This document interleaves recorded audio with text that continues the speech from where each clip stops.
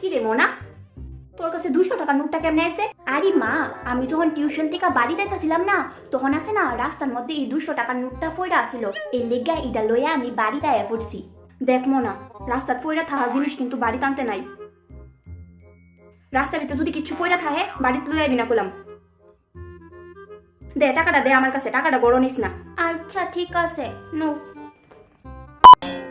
আমি আয়া পড়ছি। আজকে এত দেরি হয়েছে কেরেলো তোর? কিলো তোর কানেরটা কো?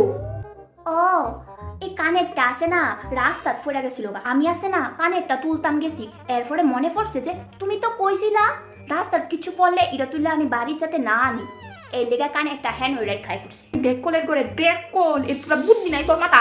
হ্যাঁ, কিন্তু মা তুমি তো কইছিলা যে রাস্তাত কিছু পড়লে আমি সেটা তুললে বাড়িত না আনি। জুতাটা বাইরে লম্ব করে লম্ব করে আমি যেন কানেরটা ফালাইছত এনো মানে লইয়া যা তাড়াতাড়ি।